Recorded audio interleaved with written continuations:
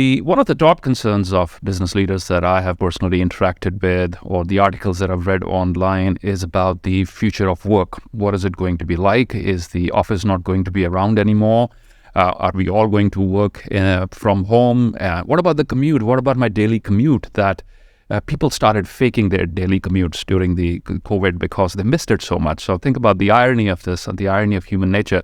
So when we are commuting, we're complaining about traffic and traffic jams and so on and so forth. And when we weren't, we were faking commutes just to get the kick of leaving home and changing gears and getting your morning coffee. And people even miss the traffic jams. So what is the future of work going to be like has been a matter of concern and anxiety, business leaders and professionals alike here in India and other parts of the world. And I think there is no single answer to it. What we can do is explore the trends that are shaping the future of work and see how do we need to adapt. That really is the key. And to help us do that, joining us is global award-winning thought leader, public speaker, media spokesperson, and influencer on the future of work, culture, workforce strategy, globalization, and leadership, Mr. Bhushan Sethi from PwC, all the way from New York today. Let me tell you a little bit about Mr. Bhushan Sethi. He's been featured in the Wall Street Journal, Bloomberg, CNBC, NPR, BBC, Forbes, Harvard Business Review, The Economist, Financial Times, World Economic Forum, and he's been recognized as one of HRO's 2019 superstars and part of the most inclusive HR influencer list in the world.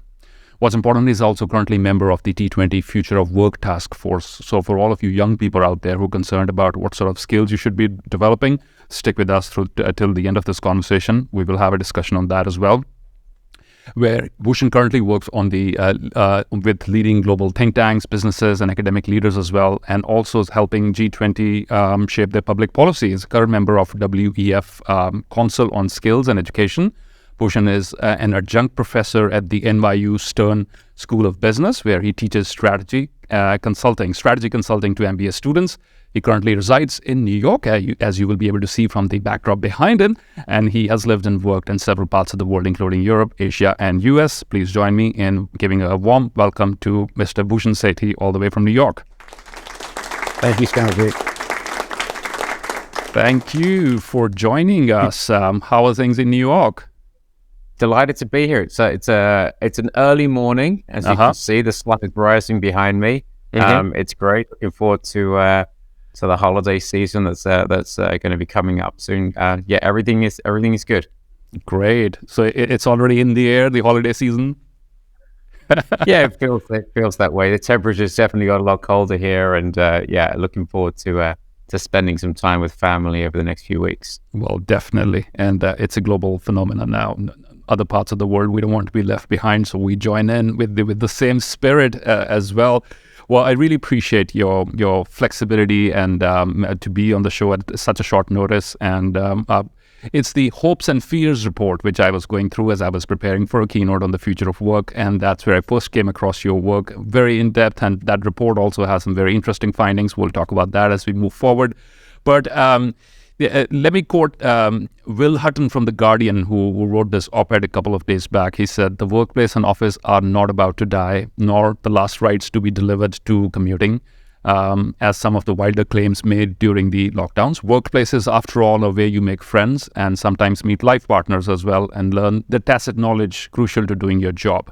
He goes on to write that last Thursday saw the highest London Underground usage since the start of the pandemic. The tube usage is climbing to between 75-80% of pre-pandemic levels. Especially young people are flocking back to work. So this looks to quite the opposite of what people were predicting when the pandemic first hit and corporations got used to adapting to these new systems of work from home and hybrid work. That was perhaps the first time hybrid was used alongside work. We'd heard about hybrid seeds and hybrid cards before. And this new term came in, and now what the numbers show were coming out of London, and of course this is just his opinion, Hutton's opinion there. But what does it look like on a global level, and from a North American perspective, or from the clients that you consult? Are people rushing back to work? And how are these, when the dust settles down? What is the new normal as we step forward into 2023 going to look like? So Simerjeet, what's really interesting is if you helicoptered down from some faraway place just in the last 2 years, and you wondered what the future of work or workplace looks like, it would all be about, does work get done in the office or not? Everything you mentioned about hybrid. And what we're really having, studied this and worked with companies for at least the last 12 years when we started talking about the future of work. The future of work is much more than just the workplace. It always has been. It's about, what is my business model? What is the purpose? How do I actually create value? What is the role of technology? The role of technology was important 12 years ago. It'll be important 12 years ago. There'll be different technologies. There'll be different interactions. There'll be different pools of value that get created. But technology is a huge part of the future of work. But it is about business models, and it's about technology. And obviously, it's about workplace and what gets done in a physical office or a remote work. And it's about the workforce. But we've been so fixated on place.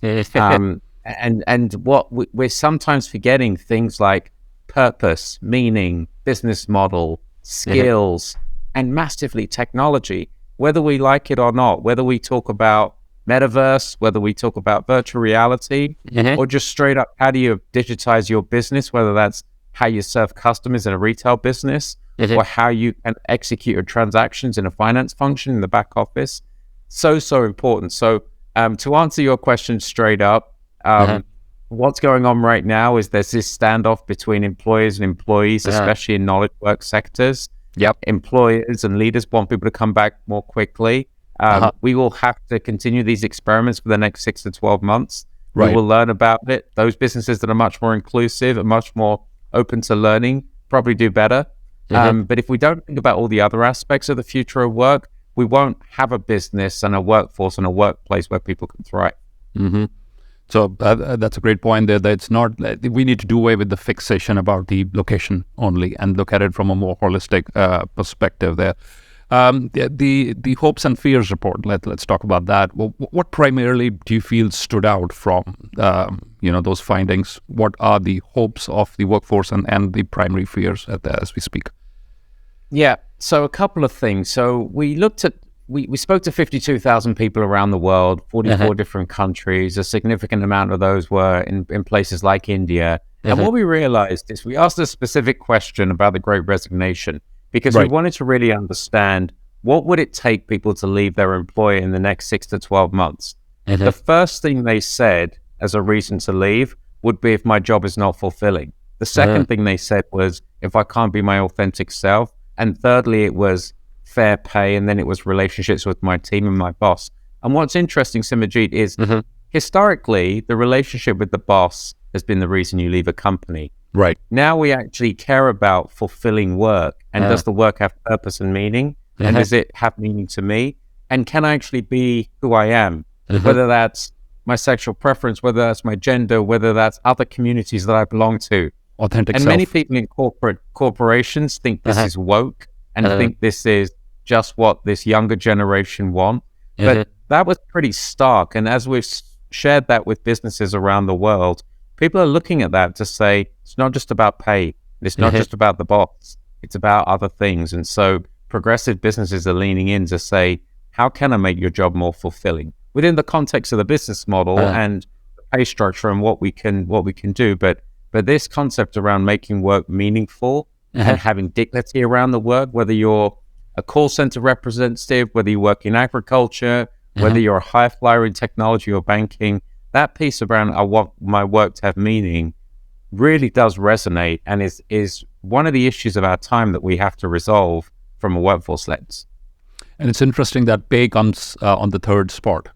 So it's not even the main factor as it's made out to be, in many of these certain other media segments. It's not about the money. There are other factors at play. And I read the report, the Hopes and Fears report, that 1 in 5 employees you mentioned are likely to switch to a new employer in the next 12 months. Now, that's a significant chunk, 1 in 5. What factors do you feel could have precipitated this during, especially in this post-COVID scenario? And why is there a stronger demand and clamor for meaning now and purpose now more than ever before? Yep. So the reason why people want to look around is because we have really tight labor markets. We have labor shortages around the world. there isn't enough cybersecurity, enough engineers, enough people that have design skills. Even in high intensive, labor intensive industries, think retail, think healthcare, think manufacturing, construction, we don't have enough people that either want to come into the workforce or want to take on those roles. So people are leaving because they're strong talent markets. People are also leaving because, especially the younger generation, they're much more comfortable with portable careers. I want to come somewhere, I want to learn something for 6 to 12 months, maybe leave. And as organizations, we have to get used to that. Not everyone's going to come and stay for 20 years. We have to think about some parts of work as supply chain. Think about the technology sector. We bring more and more people in. It needs to be replenished like we think about supply chain. And we need to maybe hire more people with a view that people may leave to get other experiences. And the older model of we need to kind of regret the people that leave, that's going to go by the wayside as well, because people want to have many different employers, people want to have different careers. And again, we have to engage that part of kind of new workforce preferences. Right. So the workforce is looking at the workplace more as the continuation of the university rather than the end of it.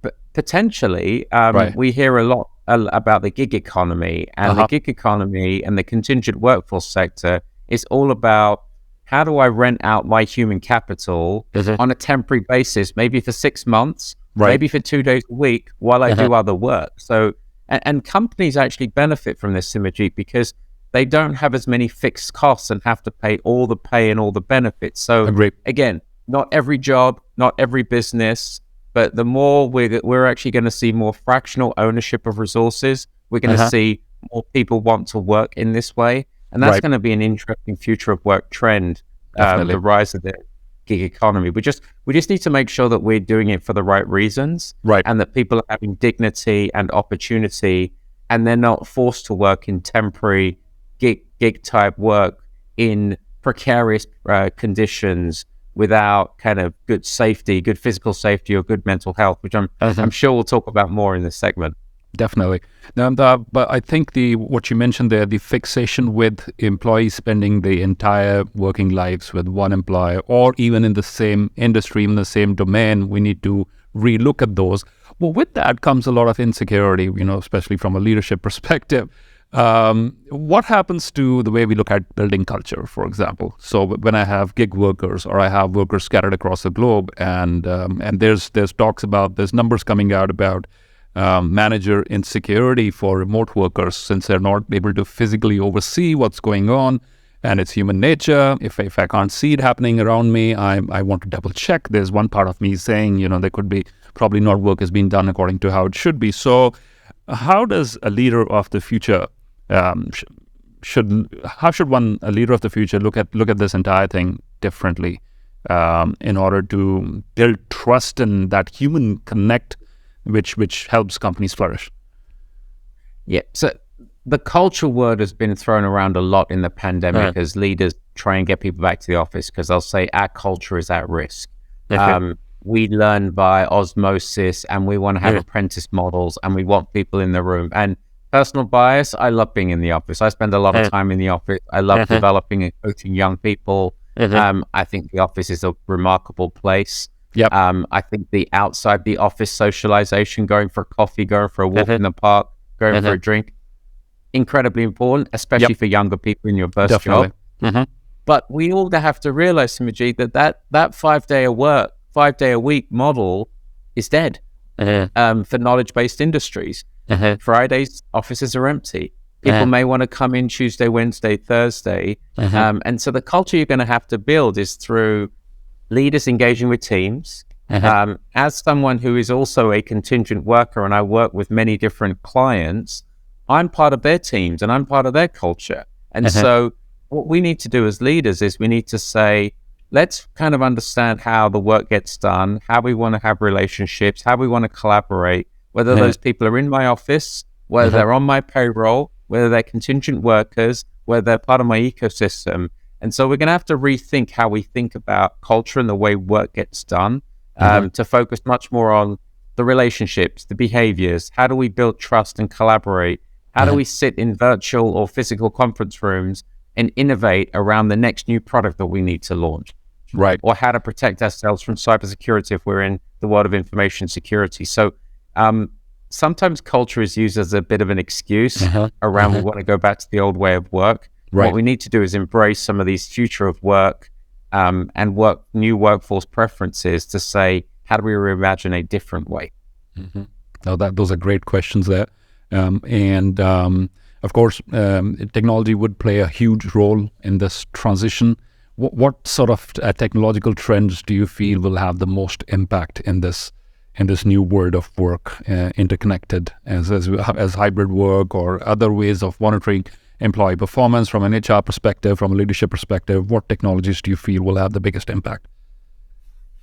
Yeah, so if we were having this conversation 10, 15 years ago, we would be saying, we need to embrace technology and do what technology does best. Right. If we can have more digital assistants to take away some of the mundane administrative tasks we do, whether it's reconciliation, whether it's producing visualization and analyzing the data for us, let's use technology for that. Let's use it to process transactions. Right. Let's even use tools, things like the blockchain that can actually look at stored data and not have to kind of reconcile multiple sources. Let's use cloud-based technology because that's the way that we can kind of store information and process transactions. So we've got to use technology in the way that it was intended. Remote work, obviously, without the virtual, the video conferencing, we wouldn't have been able to function as knowledge workers remotely. This conversation wouldn't happen, would it? And so, so we've got to embrace technology where it actually makes sense.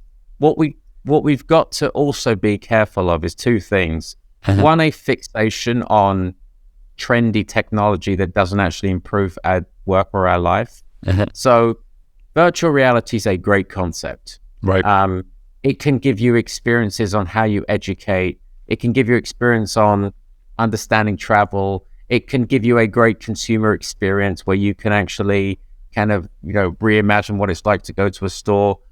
We've used it a lot around diversity and inclusion type training, so you can really know the lived experience of different professionals. Interesting. However, it may not be the best tool right now as people crave human connection. We don't all have to be putting on the goggles and living in virtual reality. Right. Maybe after 2.5 years of a pandemic, Simerjeet, we need to be going back to human connection and figuring out how we can actually meet in person. So we have to be sensible to say, how do we use technology? And so not just fixated on the next cool thing. And what we also need to be really careful of is, and as a parent, I'm sure we'll both kind of understand this, is how much time we spend on screens. And guilty as charged, but whether it's a tablet, phone, iPad, etc., we spend a lot of our time not looking in the whites of other humans' eyes, not being around and being able to interact and sense all the other emotions that people have and body language that is absent of technology. So we've also got to, whether we're talking about education, whether we're talking about business, whether we're talking about how we interact with our kids, we've got to move away from some of the screens and get back to the old-fashioned play, fun, interact, understanding all the other kind of senses that you have around people. And as these technologies make progress, whether it's those bulky headsets today and they improve, as they improve, I'm sure they'll do what other technologies have done in the past. They will facilitate and aid and speed up human interaction. So not as replacements of the, being with each other thing, but as a medium to facilitate more interesting conversations. We often talk about in body language classes, the old-fashioned skill used to be look at someone in the eye and give a firm handshake. And the new body language is to maintain eye contact while you're checking your phone messages to give the illusion of being there. But these small things make a huge impact. For example, in this work we did for creating a virtual studio here, I was speaking to a bunch of teachers from the UAE, Abu Dhabi, from a school in Abu Dhabi, and we did a great presentation. We were able to engage videos and polls, and during that 60-minute keynote, we thought it went pretty well. Great camera quality, great sound, great acoustics. The team was all very excited. Towards the end, the director of the school came and said, look, you did a wonderful job. Teachers had a great time. But I saw that you were not able to make eye contact with them. And, now, given the fact that they were all on their Zoom windows, but somehow he noticed this because it was important to him. And when we finished that particular virtual keynote, I sat down and reflected. I said, well, this is very important. If those 200 odd people did not get the feeling that I was speaking to them, but I was looking on my widescreen monitor down here. So we spent the next month figuring out what would it take for us to put the camera in a way that I can actually look at the person, see how their facial expressions are changing, how their body language is. If I'm making a joke, are they even laughing or not? Or is there a connect? And those small things made a huge difference. So I think that's the message is loud and clear. Technology facilitates, never replaces. We should not look at it that way as a replacement, but a facilitator. How about what are your views on automation and other sort of fear factors out there? We've seen some very interesting technologies come out. In the work that in our boutique training firm, we do a lot of copywriting on using AI tools now. Earlier used to be delegated to real human beings, but now there are some fantastic AI tools out there.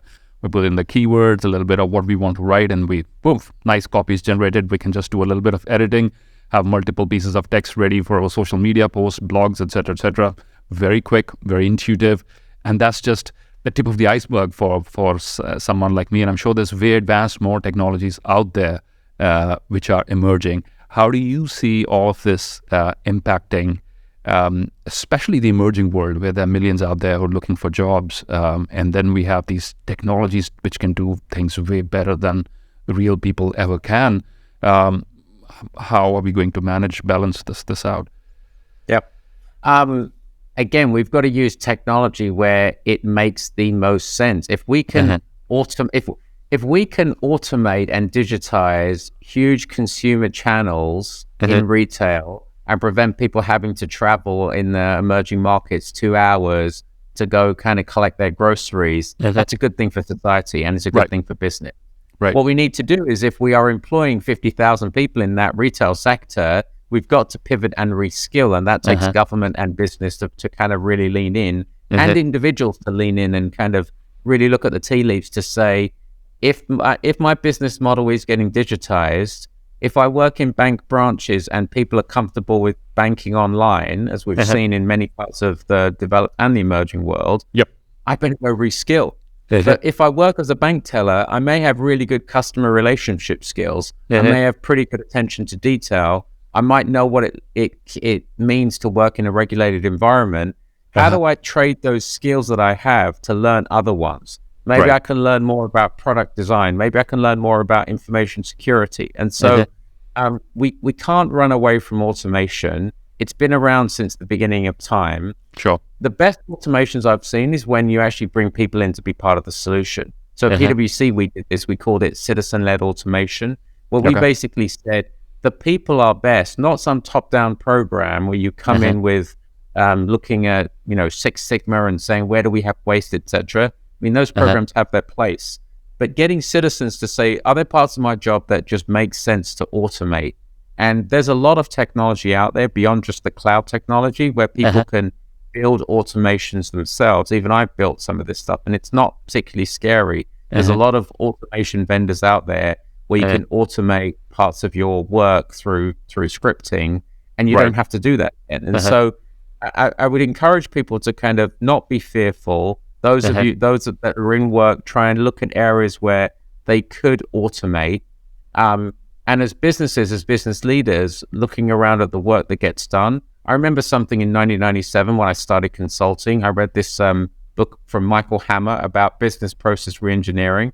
I'm really showing my age now. But there's something in there where they say, obliterate, don't automate.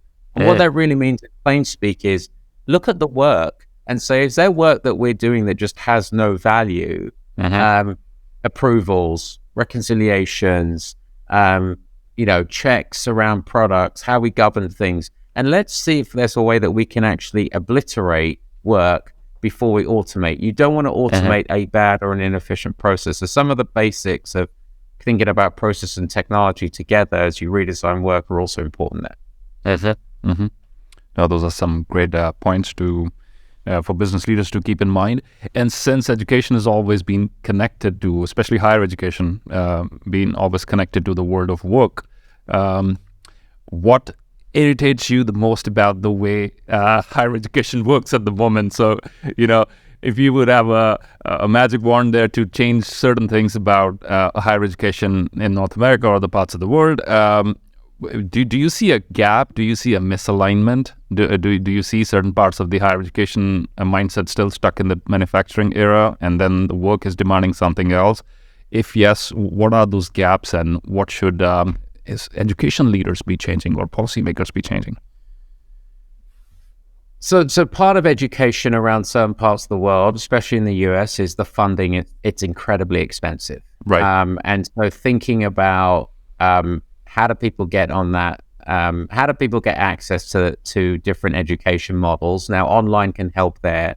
So I do think that the funding it's prohibitive for people of certain demographics, or people go into large levels of debt that kind of creates huge financial stress for them early in their working career, and even more exacerbated if they, are trying to start a young family. So we've got to think about the costs. And again, that's more of a North America centric piece.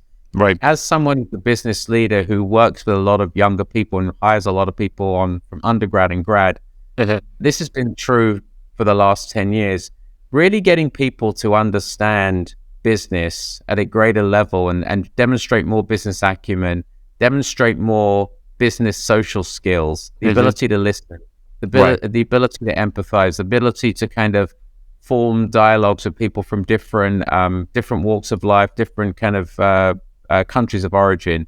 I think some of those real skills around how to build business relationships, how to listen, how to have global acumen, how to think about business acumen, really understand a business model before you bring your technical specialism, whether you're in technology, whether you're in marketing, whether you're in human resources, really understanding a business to say, what are the products and services? Who are the customers? How do they create value? What's the role of technology? The more people that can understand business acumen coming out of education is important. But that's where business has to come together. We have to create opportunity to give internships, externships. We need to be, there's a reason why I teach at NYU, because I enjoy giving back and bringing a business lens to the students on campus. It's obviously not my full-time job. It's a very part-time role. But I think that more collaboration between business sectors and education sectors, whether it's for-profit or kind of government education, is important. The other thing, Simerjeet, it starts much earlier in college. It starts in high school. It starts in kind of primary school as well. So I think business has a big role there to work with schools that, around the world, schools have been decimated through the pandemic. Kids have really struggled with online learning, and teachers need help as well. So I think it's incumbent on business community where they can to kind of help out, where possible. Huge role to play, whether it's industry and with the student interaction, so they get to see what's happening rather than just their superficial view of what they think it is, and then they end up in that and they realize this is not for me, and hence the mismatch. A lot more people are asking for meaning because what they thought they would get out of a job is their perception and the reality. There's a big mismatch there. A couple of other important things that I picked up when you were talking about the human skills. Guys, the message is loud and clear out there. Your human skills. It's not how cool your PowerPoint is. It's can you connect with a stranger, especially one from a different background in this new globalized world and borderless world where you could be hired for by any company anywhere, working in your hometown anywhere across the world.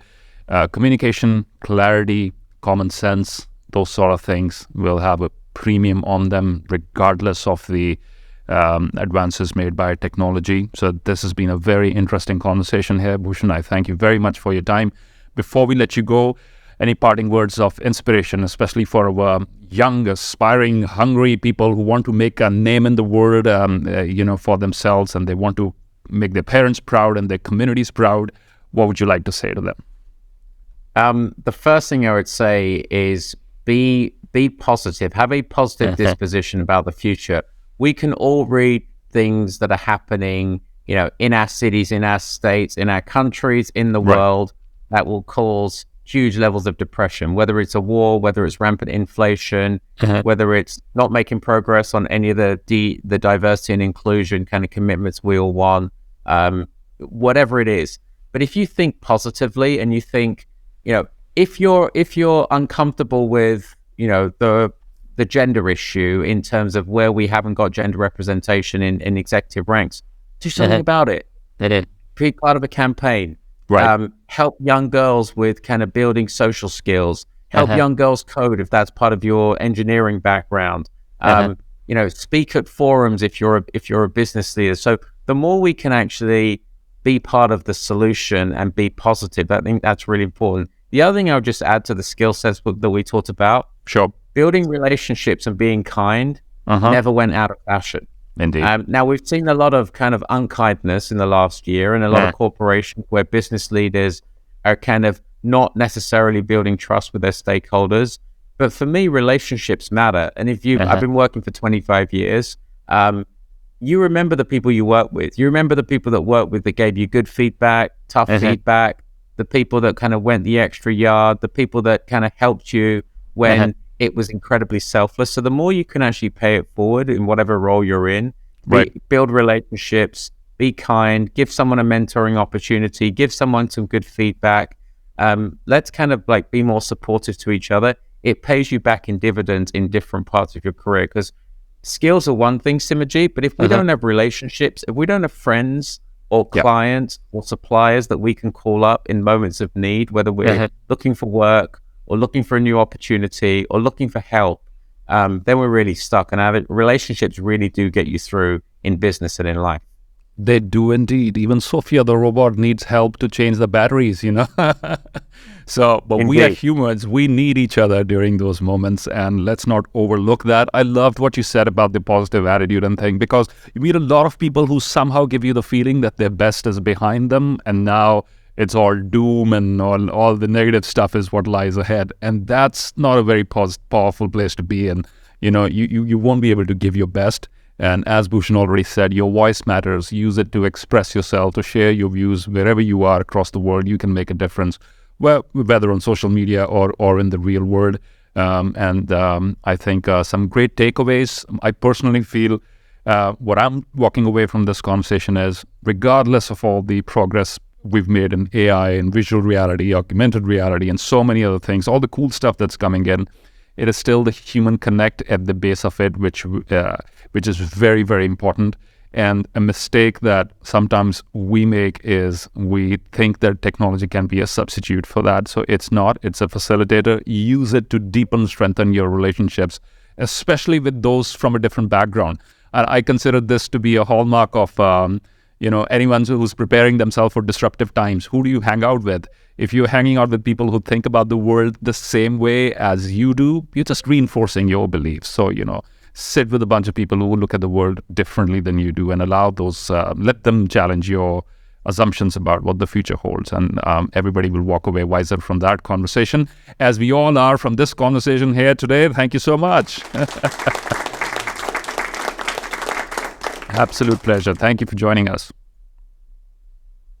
My pleasure. I hope that was helpful and on point. Definitely was. Thank you so much once again, and we'll love to have you back again for a follow-up conversation at some stage in 2023. And lovely office backdrop you have there at the background. Yeah. Have a great day. Thank you. Cheers. All right. Take care. Nice to meet you. All right. Likewise.